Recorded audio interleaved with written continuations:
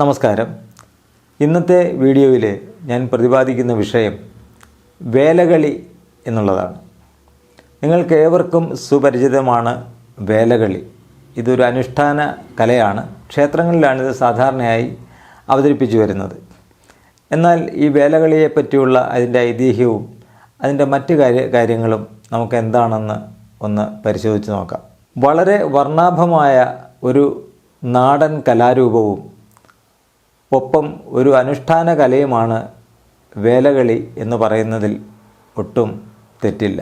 സാധാരണയായി അമ്പലങ്ങളിലെ ഉത്സവത്തിനോടനുബന്ധിച്ചാണ് വേലകളി അവതരിപ്പിക്കാറ്. കൊച്ചി കണ്ടവന് അച്ചി വേണ്ട, കൊല്ലം കണ്ടവന് ഇല്ലം വേണ്ട എന്നൊരു പഴഞ്ചൊല്ല് നമുക്കേവർക്കും സുപരിചിതമാണ്. എന്നാൽ ഈ പഴഞ്ചൊല്ലുകൾക്കൊപ്പം തന്നെ മറ്റൊരു പഴഞ്ചൊല്ലും നിലവിലുണ്ടായിരുന്നു.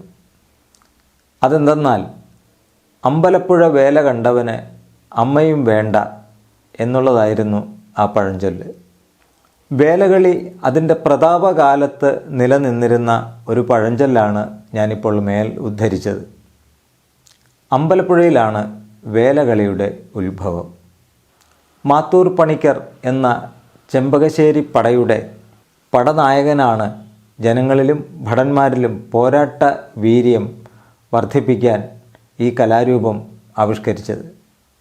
മധ്യകാലഘട്ടത്തിലെ നായർ ഭടന്മാരുടെ നിറപ്പകിട്ടാർന്ന വേഷവിധാനവും തലപ്പാവും അണിഞ്ഞ കലാകാരന്മാർ വേഗത്തിൽ ചുവടുവയ്ക്കുന്നു ഈ വേലകളിയിൽ. മെയ് വഴക്കത്തോടെ വാദ്യമേളങ്ങൾക്ക് അനുസരിച്ച് വാൾ വീശുകയും ചെയ്യുന്നു. മദ്ദളം, ഇലത്താളം, കൊമ്പുകുഴൽ എന്നിവയാണ് വേലകളിയുടെ അകമ്പടി വാദ്യങ്ങൾ. അമ്പലപ്പുഴ ക്ഷേത്രത്തിലെ ഉത്സവത്തിൻ്റെ ഒരു പ്രധാന ഇനമാണ് ഈ വേലകളി. ഈ വേലകളിയെ സംബന്ധിച്ച് ഒരു ഐതിഹ്യം ഉണ്ട്. ഒരിക്കൽ ശ്രീകൃഷ്ണൻ ഗോപന്മാരുമായി താമര പൊയ്കയിൽ നീന്തി കുളിച്ച ശേഷം ഒരു ഇലയും താമര തണ്ടോടുകൂടിയ ഒരു മുട്ടും നുള്ളിയെടുത്ത് കരയിൽ വന്ന് കളിക്കുവാൻ ആരംഭിച്ചു.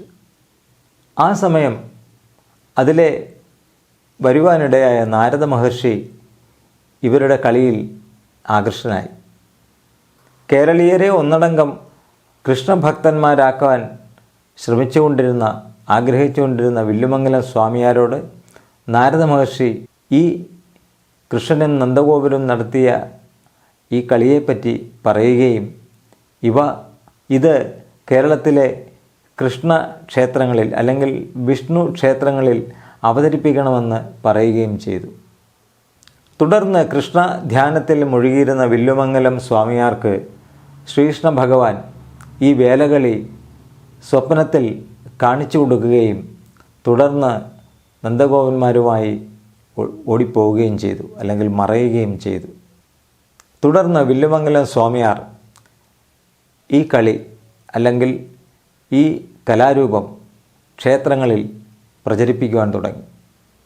അമ്പാടിയിലെ കുട്ടികൾ കളി സമയത്ത് ഉപയോഗിച്ചിരുന്ന താമര ഇലയുടെയും തണ്ടോടുകൂടിയ മൊട്ടിൻ്റെയും സ്ഥാനത്ത് അവയോട് ആകൃതിയിൽ സാമ്യമുള്ള ചുരികയും പരിചയും ആയുധമാക്കി ഉപയോഗിക്കപ്പെട്ടപ്പോൾ കേരളീയരുടെ ആയോധന അഭിരുചി ഈ കലയിൽ സ്വാധീനിച്ചു.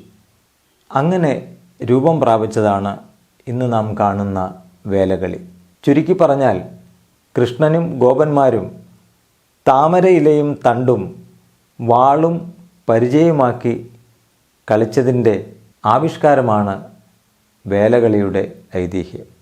ഇപ്പോൾ വേലകളി എന്ന ഈ അനുഷ്ഠാന കലയെപ്പറ്റിയും അതിൻ്റെ പിന്നിലുള്ള ഐതിഹ്യത്തെക്കുറിച്ചും നിങ്ങൾക്ക് ഏകദേശം ഒരു ധാരണ ഉണ്ടായി കാണുമെന്ന് കരുതുന്നു. ഞങ്ങളുടെ ഈ ചാനൽ സബ്സ്ക്രൈബ് ചെയ്യാത്തവർ സബ്സ്ക്രൈബ് ചെയ്യുക. മറ്റൊരു വീഡിയോയുമായി കാണും വരെ നമസ്കാരം.